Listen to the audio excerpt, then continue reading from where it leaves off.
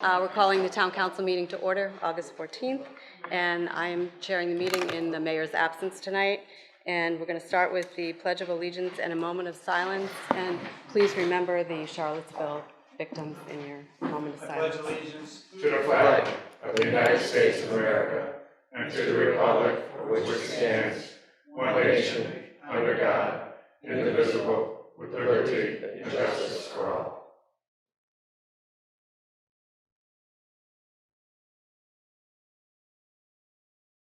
Thank you. Public comment. Walter, is there anybody signed up? So 7 o'clock is the end time here. for signing. Carlos, yes. If you will, sir. Take a second moment here.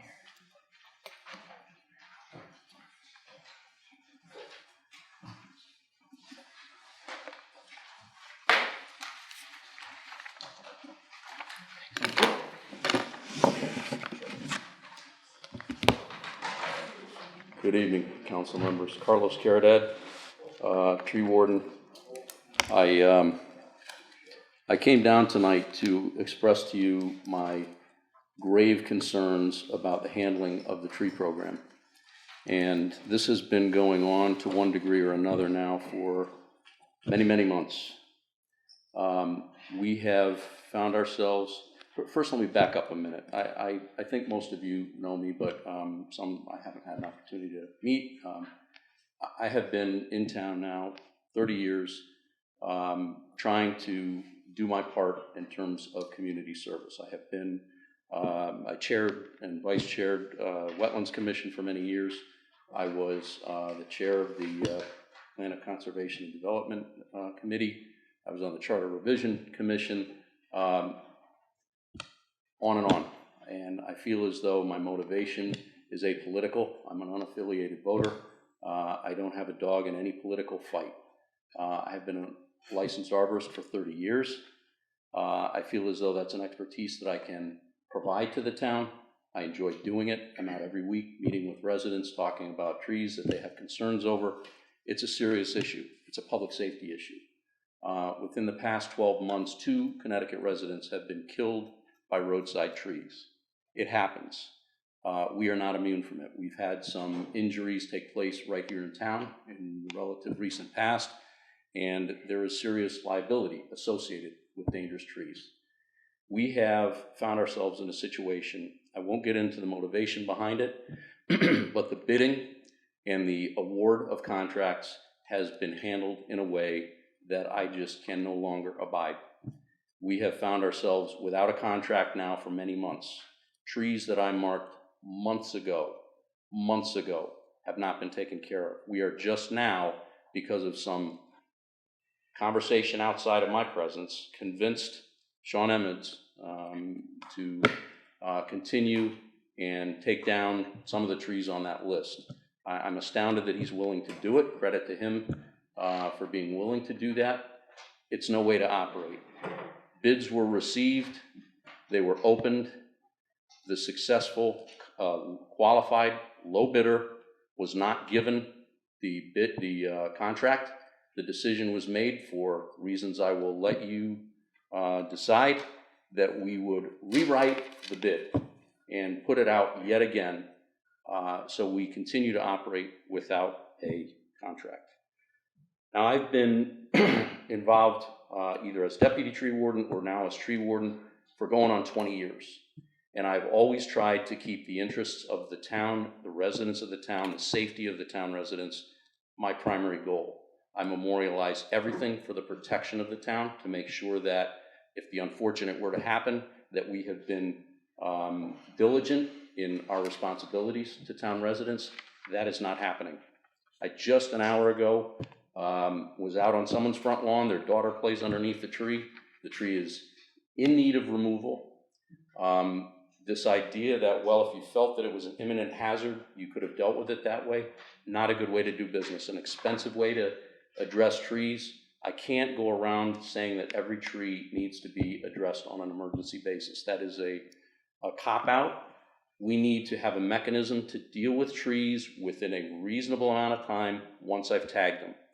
We also need to make sure that we are providing a bidding environment for the contractors that want to do work for this town that is fair, that is transparent, that is equitable. It is not by any stretch of the imagination. And the motivation, again, I'll let you reach your own conclusions. I think the history of this is pretty clear. It's unconscionable in my mind. The word is out among tree contractors. Working for the town of New Milford is a nightmare. It is a political football. These are people who work very hard at what they do. They are salt of the earth. They do not deserve to be on the receiving end of that. The social media criticism, the shenanigans that have gone on with postponing bids, postponing opening, ignoring low bid, continuing, it's unconscionable. We are, aside from the liability and the public safety issue, we will, I guarantee it, push the price of tree work up significantly in the future by this. People are not going to be interested in working for the town if we continue operating like this. I wouldn't. So I want to read to you very quickly the state statute that I'm referring to. I'd ask you to look at it yourself. It is section 23-59. It says, whenever, in the opinion of the tree warden, public safety demands the removal or pruning of any tree under the tree warden's control, the tree warden may cause such tree to be removed or pruned at the expense of the town, and the town shall order paid to the person performing such work reasonable compensation, therefore as may be determined and approved by the tree warden. I have been kept completely out of the loop as it relates to the tree contract. Some of the most recent versions that I have seen are completely inept. They were written by somebody who doesn't know the difference between a chainsaw and a seesaw. It is no way to do business. If it's the intention of the town to continue to violate this state statute, knowingly violate this state statute that relates directly to not only the taxpayer's burden to pay for this work, but the residents' safety of this town, I can't abide by it. And I want to be clear and on the record. I feel I already have, but I need you to know where I stand. Okay, thank you very much. Jeff Winter, please.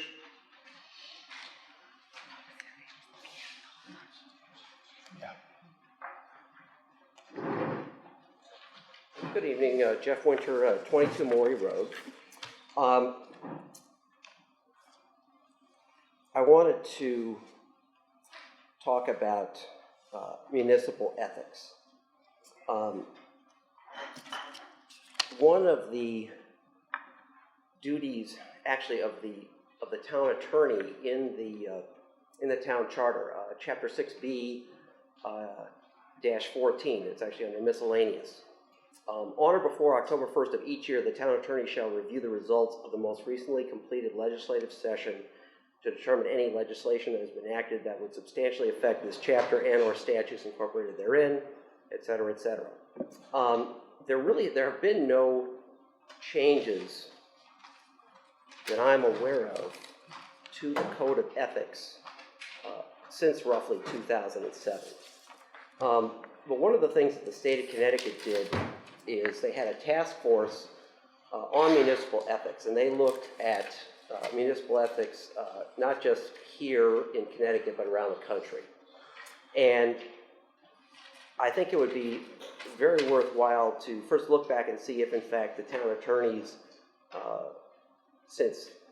certainly since the adoption of the most recent charter, have brought forth any changes, but also to see if they've really looked at what the task force recommended as a model of town ethics. And I think one of the critical parts is the actual membership and appointment and qualifications and political activity of those members. And I think this is really important because I think we're going to see that there are some critical ethical issues that will be before this town in the not too distant future.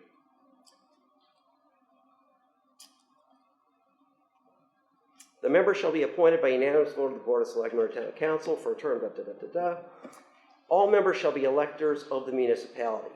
No member shall, number one, hold or campaign for any public office, have held public office or have been a candidate for public office for a 2-year period prior to appointment. Number 3, hold office in any political party or political committee. Or number 4, serve as a member of any other municipal agency. Although any member or employee of the commission shall have an unrestricted right to vote, make political contributions, attend fundraising or other political events, no member or employee shall publicly support any candidate for any municipal office subject to the commission's jurisdiction. An individual would be publicly supporting a candidate by, for example, volunteering as a campaign worker, giving a speech at a political event, et cetera, et cetera. Right now, on our commission, I believe we have leaders of political parties, and we actually have, I believe, elected people in other elected office. Those clearly, according to the model statute, or the model ethics commission, those would be violations, and frankly, those would be, quote unquote, unethical. I would like this town council, not tonight, but the town attorney to certainly study the model ethics rules and consider adoption of those, and to consider it as soon as possible. Because again, realistically, there are some issues that will come before this town that will need to be dealt with. Thank you. Michael Milford, please.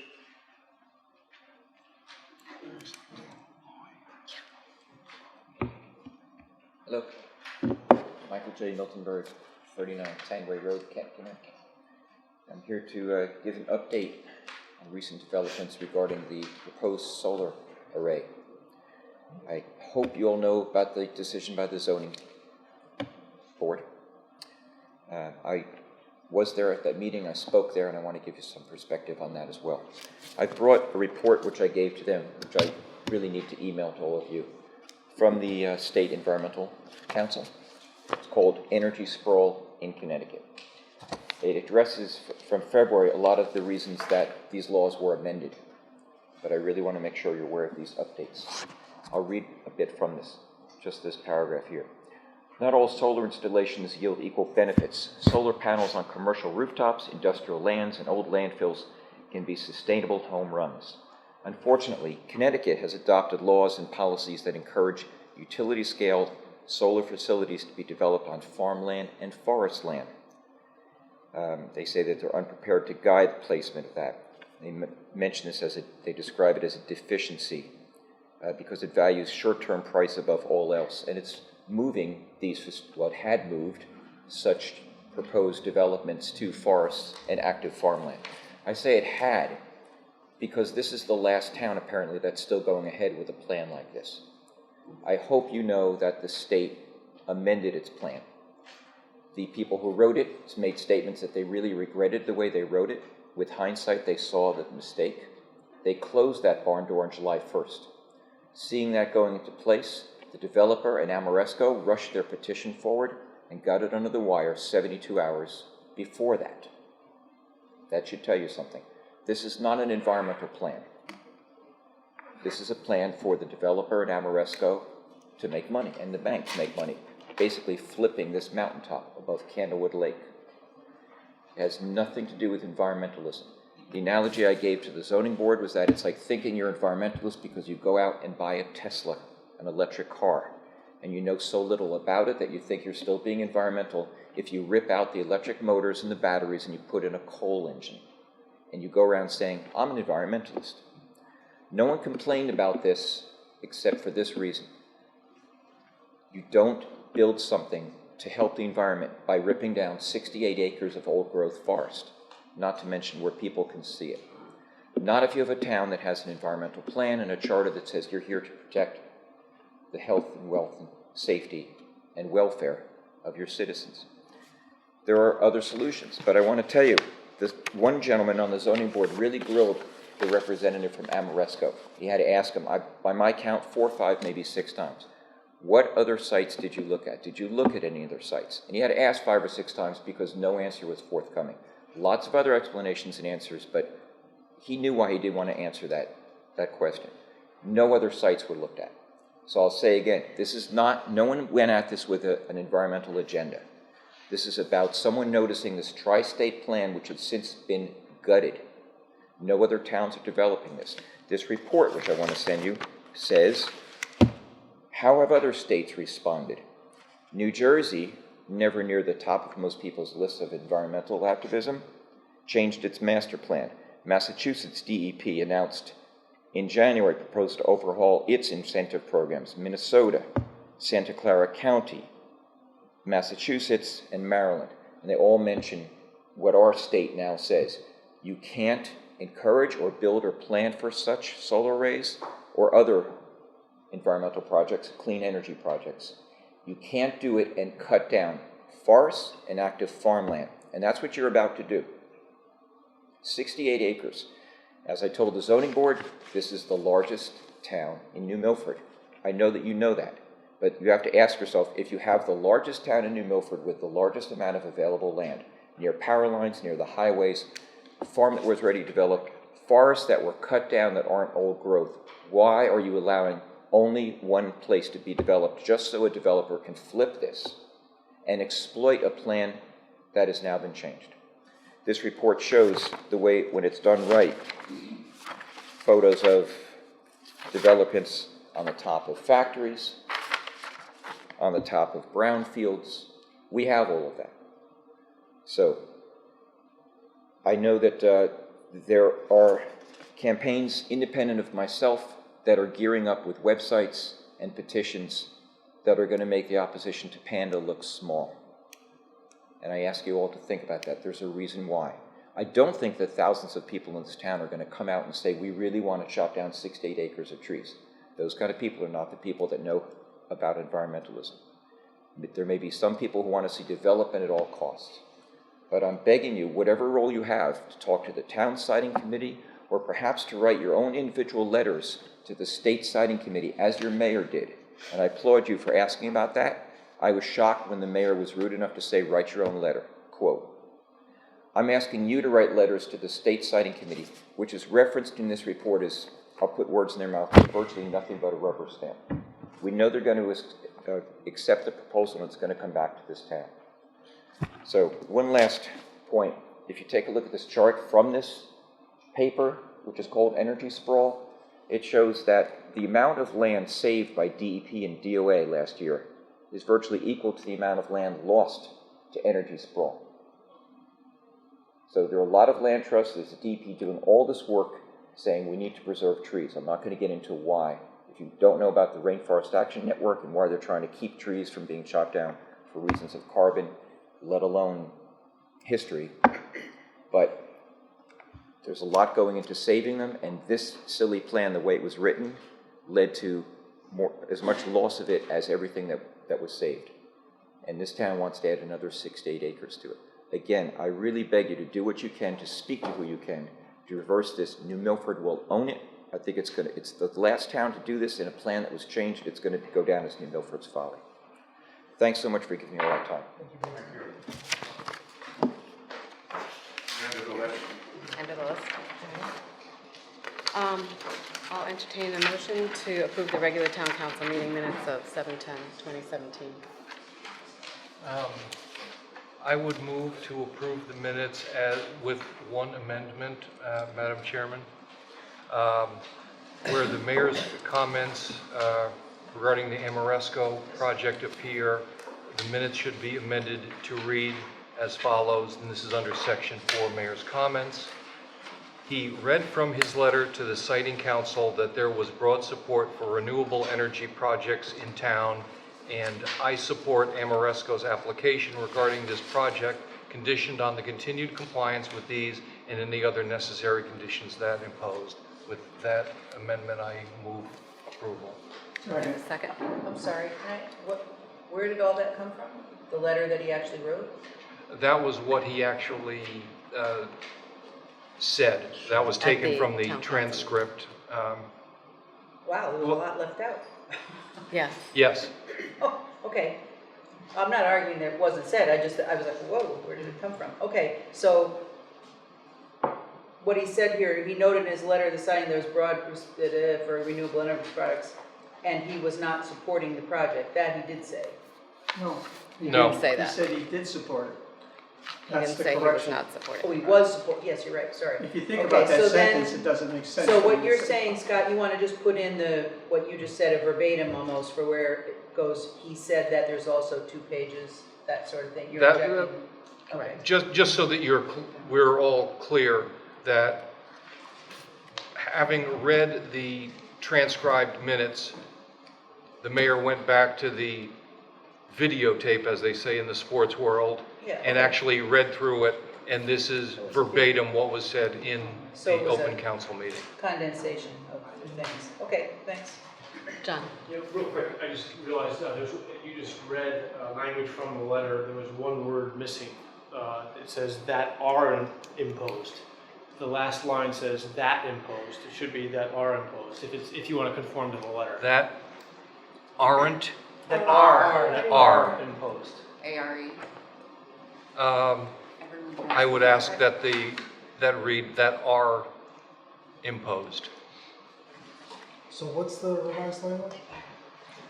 The second to last word was omitted. It should read that are imposed. Which paragraph under mayor's comments? Section 4, mayor's comments. This was a sort That of he summary. was. Section, paragraph 4 is about the Richmond side. No, This right here. you're reading Right the there. thing. So you're saying the 4th sentence? This 4, no, this number 4. Number item 4 under mayor's. Here in this paragraph is summarized, not what. First paragraph, second sentence. So what do you want it to read? I'll read it again.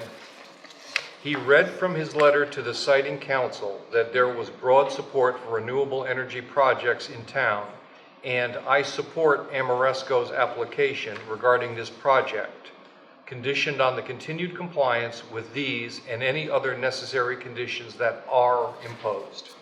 So can we just show that as quotes then, if that's what he actually said? Well, Since we're that's just what he said. correcting the fact that the minutes reflect that he was not in support. It's pretty obvious that Well, Yeah, you're, yeah, that's you're, not what he said. Right. well, if he's quoting from the letter, It's just Isn't all. that No, it's quoted? from the tape. you just said he quoted from the letter. Well, that is the letter, but he did, reviewed he the read it tape. out. His From the tape. quotation was in letter format, but but he said that is what he said in the meeting. But what he said in the meeting was actually quoted from the letter? Yeah. No, Yeah, you no, opened up his phone and was reading. It was or wasn't? You read it. this was. is what he It was. said on the tape in the meeting. He read his letter, he did read his letter. Right, and it So why wasn't, can't we say this part of the letter as quoted, quote, comma, quote, and, I don't know that the quotes are actually necessary. well, then I'd like time to review the tape, to be honest. You don't want to have a friendly amendment. Are the quotes necessary?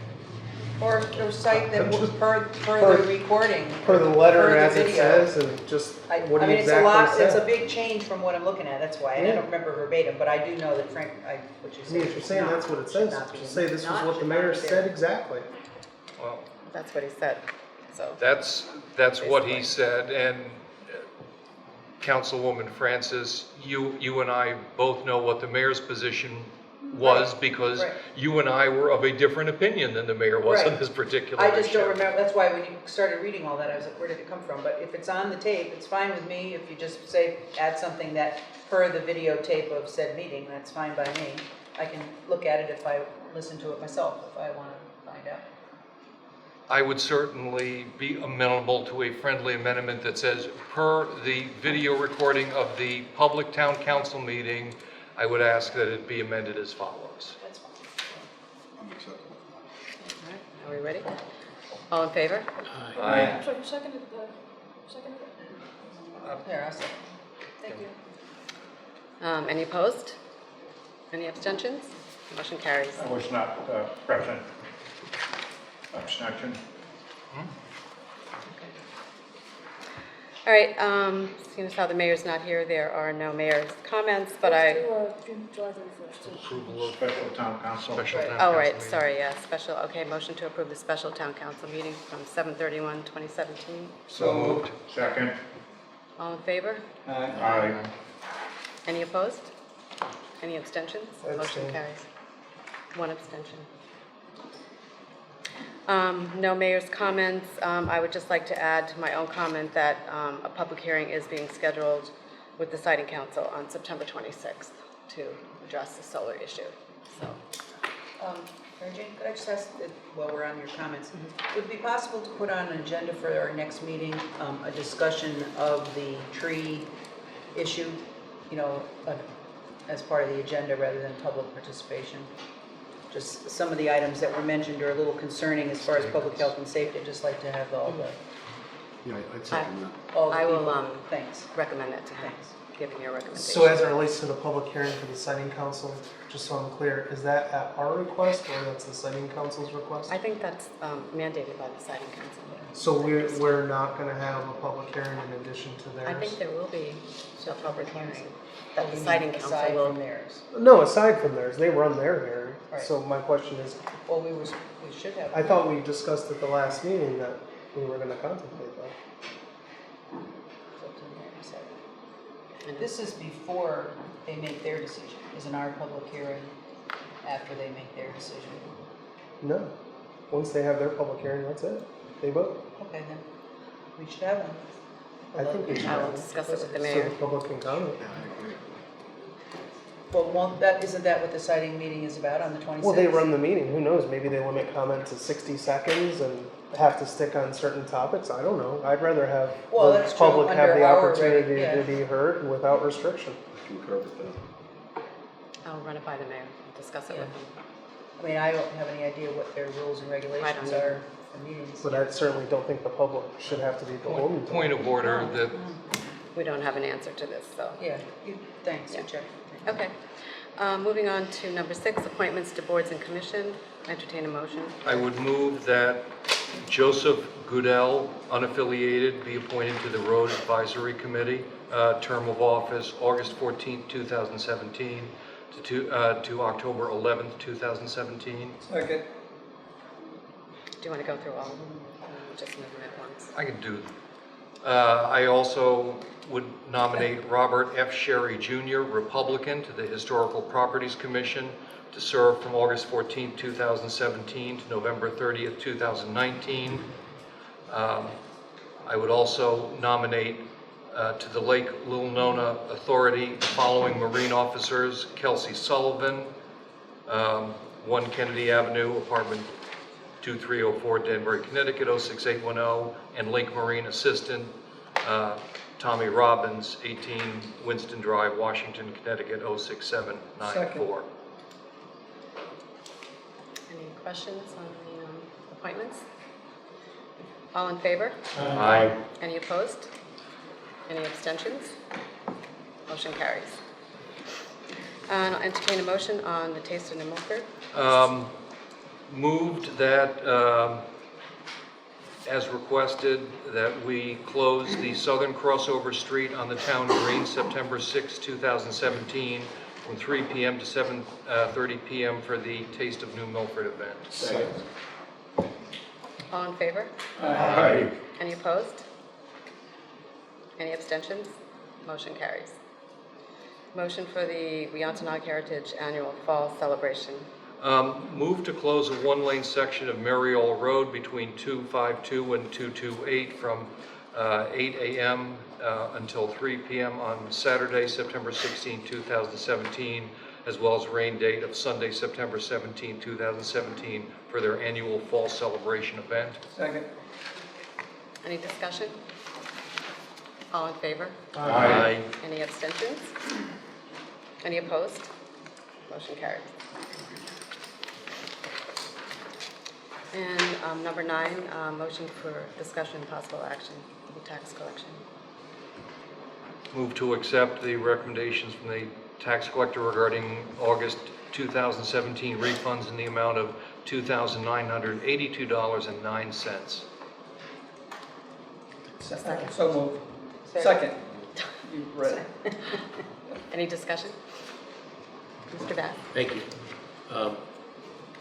If Mr. Chamberlain could add, leaves a balance of $47,1791. I accept the gentleman's Thank you. friendly amendment. Thank you. Any other discussion? All in favor? Aye. Any opposed? Any abstentions? Motion carries. Number 10, Board of Education, motion for discussion and possible action on the Board of Education request. The request of the Board of Education to deposit surplus funds in the amount of $264,406 for fiscal year 2015-2016 into Board of Education Capital Reserve account and corresponding discussion on the state's potential cuts to education cost sharing, ECS funding to the town/Board of Education. Second. Discussion? Yeah, can we invite Mr. Lawson and Mrs. Fallenbach if they're here up to discuss the notation that was added to the agenda? It's in our rules. It says we may, anyone who we believe will assist us. I we concur may with that. invite to the I podium. would like to hear from these two myself. Luckily, they're here. Well, it's regarding the disposition of the funds. They're not in a position. We can just sit here, I'd like to. Could you guys please come up? Thank you.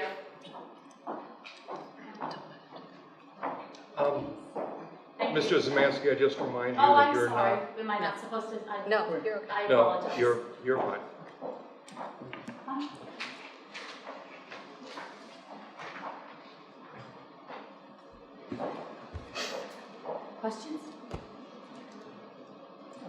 Questions? This was from last year? This is 15-16. Yes. And why are we here in 17? Not having done this before? I'll defer to the chair. 15, 16, yes. I believe you tabled it, I can't tell you when. April of this year at the town council. Yeah. And, I believe you know, April. it's now August, and we'd just like to know the status of that. The Capital Reserve Fund is something that was established 22 years ago, so that we wouldn't have to have special appropriations, come begging for money. The Board of Education does not have a general fund.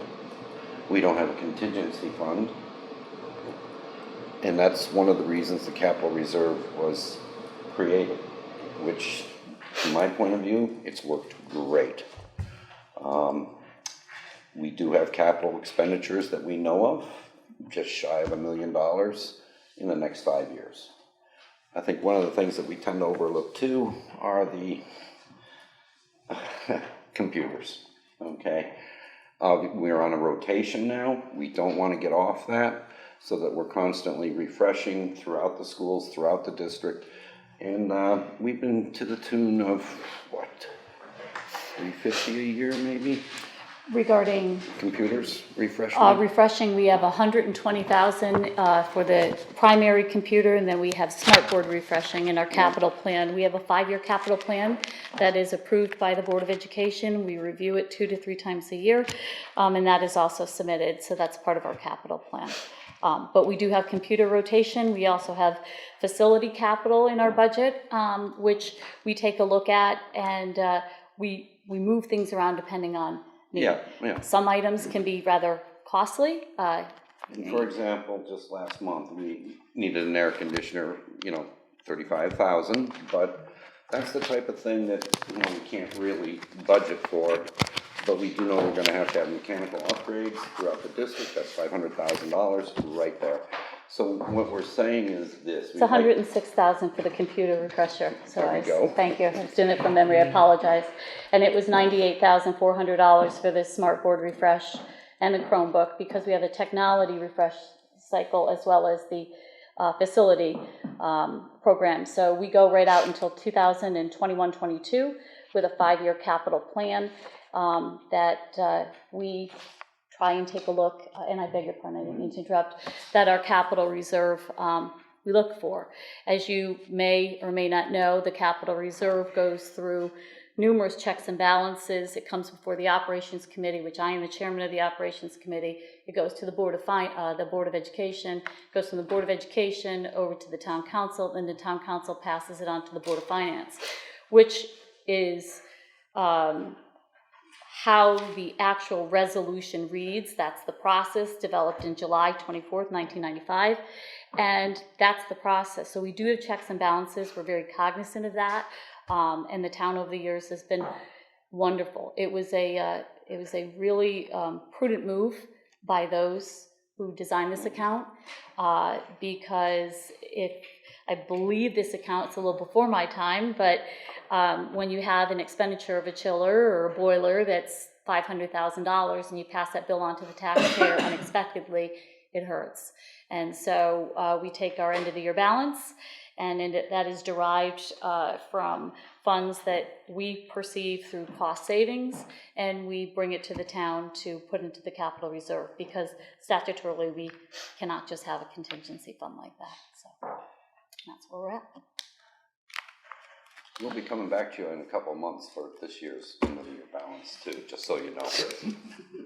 We have sent out a letter Yes. for, we now on our cycle, we are looking at, this request is for the 15-16 fiscal season. We have just sent over the draft letter for 16-17, that goes out. And then the board examines that again in September, and then we wait for the final audit and bring it forward in the spring. That's the cycle of the capital reserve coming before now many of you, I look, have been through this before and have seen this, but I just wanted to kind of refresh your memory of how we come to this point. Mr. Bass, did you have a question? Yes, thank you, Mary Jane. A couple things. First is looking at your 5-year capital plan. Yes. It's online, so thank you. Right, I have a copy, yes. I'm looking at your... But we do change that in all fairness, Mr. Bass. It's a fluid document. Right. So if you take a look at capital plan, kind of like a curriculum plan or anything else that we look at, if a need arises, then we will move something out of 18-19 to move it up sooner to make sure that that expenditure is covered. So, being chairman of facilities, if I was to take Operations. Operations, But if I was that's to be okay. the aggregate total, would I be correct in assuming the aggregate total from 17 to 22 is the same? Yes. Okay. So, in looking at your 5-year capital Yes. plan, it looks like your expenditures from 17 to 22. 787,000, is that which one you're looking at? If I'm reading this correctly, is each page a total amount? Yes, yes. Okay. So when I'm looking at year 17 through year 22, it looks like 2,721,150. Is that correct? Well, actually, it's been revised. Yes. It's much higher than that. Right. Okay, so it's higher than even Yes. this number. Right. Each year is captured, if you see the 18-19, Right, I see absolutely correct. 19-20, those numbers will change depending on what we pull out of one year and put into another. that. Right, so But that'll give you a cost estimate. If you're looking 5 years ahead of the, where we are down the way, that'll give you an expenditure, an approximate expenditure total based on. Now, the reason why some of this can move, a good example, is if you have an opportunity to take care of it and incorporate it in part of another project. I mean, we can move That some we've things done as around. well. It's cost effective to do it that way. Right, so if I'm just taking the aggregate dollars from year 1 to year 5 according to your capital plan, if it's $2.7 million, that's approximately $544,230 per year if you were to... Yeah, it's Take- a little bit higher than that. Right. Yes. So you it's do close. need your 200. Well, for example, Well- 2019-20, we need $1.2 million. Here, We have projected. And the year after that, it's $1 million and change as well. Right. There are some lower years around 300,000, 400,000. the capital. But we can't guarantee it, Right. that's the The thing. capital reserve, as you may know, and as I had stated before, was designed specifically for capturing any efficiencies, putting them in an account, and making sure that they can be drawn for non-reoccurring expenditures that are not in our operational budget. And that's why they go through 3 different boards. And actually, they go through more than that. When you look at all the meetings voted on a capital expenditure, there's quite a bit. And the reason for that is to make sure that it's transparent and that that cost can be justified. So there are checks and balances for that. And the last 2 years, we put it into the budget as revenue so that everybody can see it well before it's done. Okay. Well, that's another piece of it. That began 2 years ago. We did that to make it even more transparent. This is what we would want the request, and this is what it's going to be spent for. And I know our forefathers, it was actually Monday, May 8th, 1995, Yep. voted to approve the capital reserve for the Board of Education. It really works well. I think it works nicely. But it has to be funded. Right.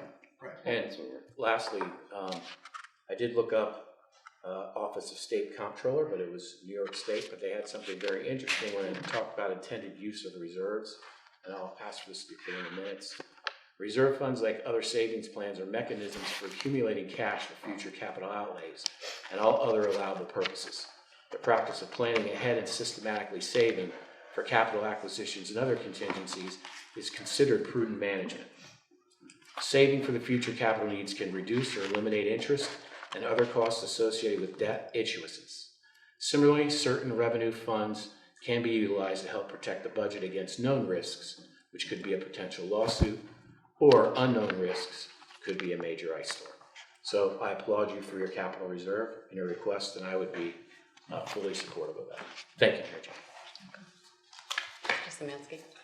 At our March 6th budget deliberations, it was proposed and approved, I voted against it, a $225,000 cut, 2-year budget. And it was asked at the meeting if that would impact the educational services that were provided. A clear answer wasn't given. My understanding is then with the Board of Finance, there was an additional cut on top of that. So the question I guess I have is if this request is not granted, how does this impact you? You said it was for the computers. It impacts our planning. Well, and I look at that, yeah. that's exactly right, because our two budget things, yeah. has, in the last 2 years, we have had 430,000, I believe 330 out of the budget that just went through, that we put into our budget and offset with our capital reserve revenue. In other words, we're putting it in there, we're taking it out of the capital reserve. If you're pulling out over $700,000 in capital and you're not replenishing it, therein right there is a perfect example of limiting your resources. If we can take line items and identify them for capital purposes or technology refresh, then you take a look at the operational piece of the budget and you can put that into curriculum and other components that are more identifiable. So it does affect us. We took $756,832 in reduction, and we did that at the Board of Education June 13th, 2017 this year, and we had 4 positions as part of that reduction. So it does make an impact because you're taking from one account away from another account, and it does make an impact. Mr. Chamberlain.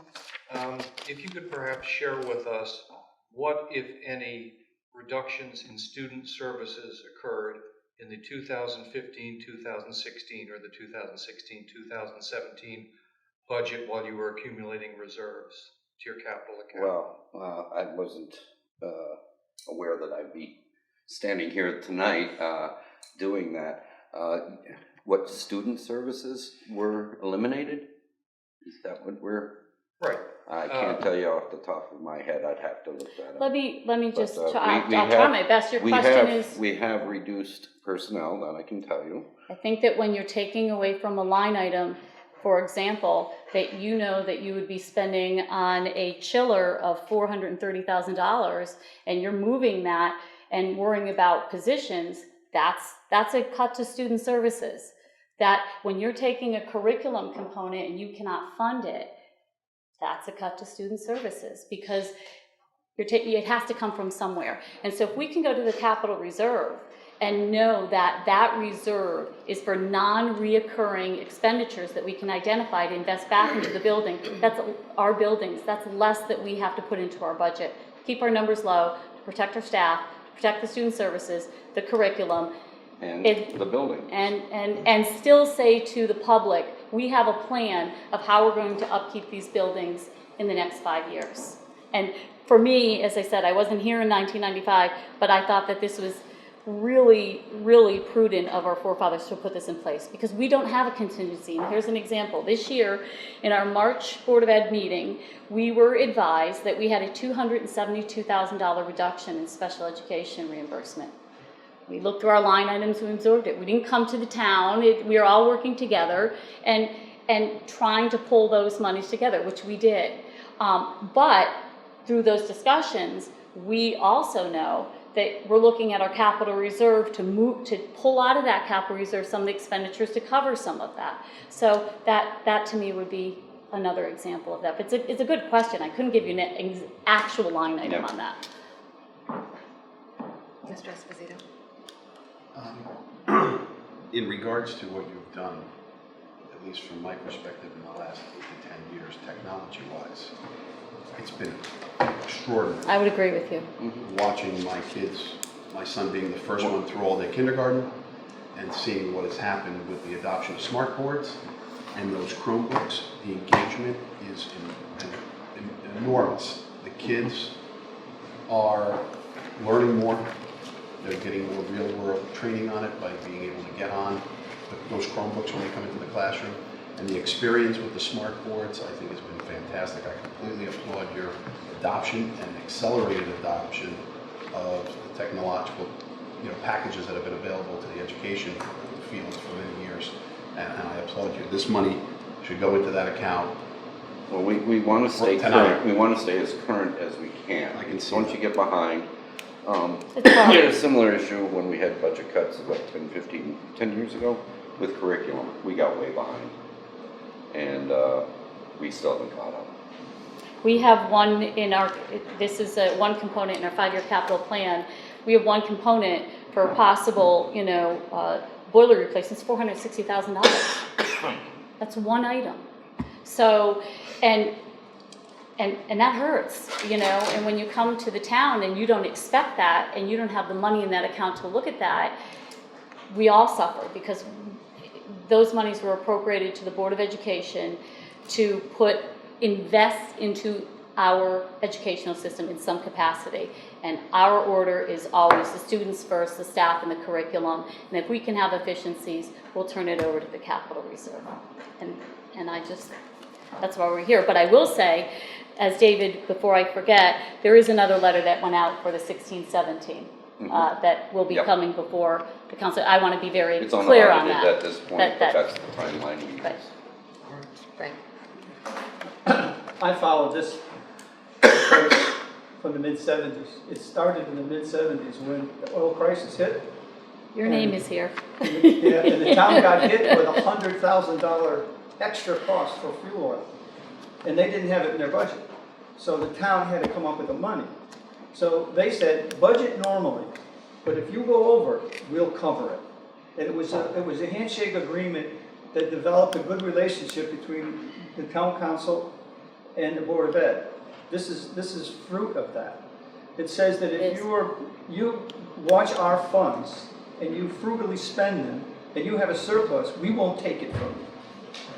Now, it's all those good things, but what's also important, if $400,000 boiler comes up and you have to replace it, it goes in your next budget. Your taxes go up. And we have a habit in this town of voting down school budgets if they go a little bit too high. That doesn't make the boiler unneeded.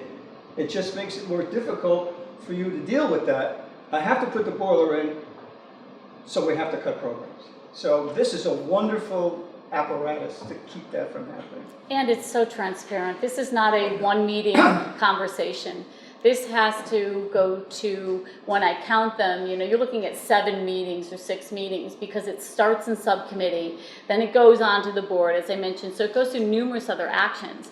And this is just not a one-meeting situation. So it's watched very effectively, and I think it works well.